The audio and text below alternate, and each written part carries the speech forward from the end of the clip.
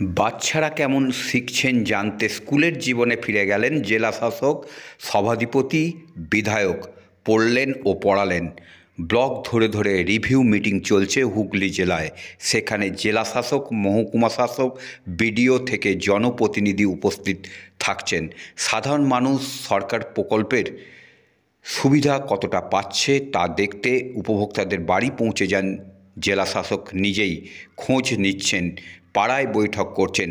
আজ ধনিয়াখালী বেলমুড়ি গ্রাম পঞ্চায়েতের অধীনে বিভিন্ন জায়গায় ঘুরে দেখলেন জেলাশাসক। ধনিয়াখালী ব্লকের অন্তর্গত বেলমুড়ি গ্রাম পঞ্চায়েতের অধীনে মানিকপুরের একটি স্কুলে গিয়ে কেমন পড়াশোনা হচ্ছে তা খোঁজ নেন জেলাশাসক নিজেই।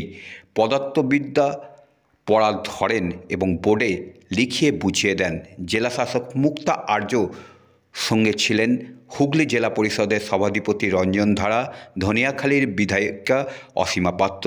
বেঞ্চে বসে ছাত্রছাত্রীদের সঙ্গে পড়া বুঝে নেন তারা। পরে সভাপতি রঞ্জন ধারা বলেন যে বেলমুড়ির মানিকপুরে একটি স্কুলে আমরা গিয়েছিলাম। সেখানে বেশ কিছু মেধাবী ছাত্র রয়েছে, ছেলেরা পড়াশোনা করছে। তাদের আমরা যা প্রশ্ন করলাম তার উত্তর দিল, আবার বোর্ডে আমাদের বুঝিয়েও দিল। এটা থেকেই বোঝা যায় যে সরকারি স্কুলে নতুন করে ভালো ছেলে মেয়ে বেরিয়ে আসছে। ধনিয়াখালীর ব্লকের বেলমুড়ি মানিকপুরে স্কুলে সেটাই দেখা গেল।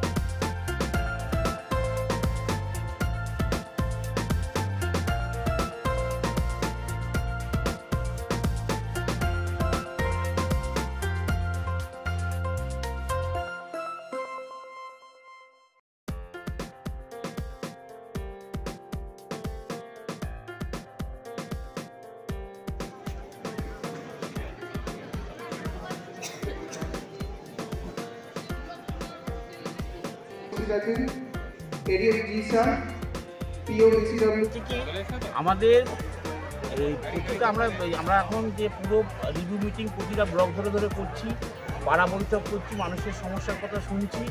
এরকমই আজকে ধনিয়াখালী ব্লকে আমরা বিভিন্ন জায়গায় ঘুরছি। আমরা ওখানে ওটা মানিকপুর না মানিকপুরে একটা এমএসকে বিদ্যালয়ে আমরা গেছিলাম। সেখানে গিয়ে ছাত্রছাত্রীদের তাদের পঠন দেখলাম বেশ কিছু ভালো মেধাবী ছাত্রছাত্রী রয়েছে।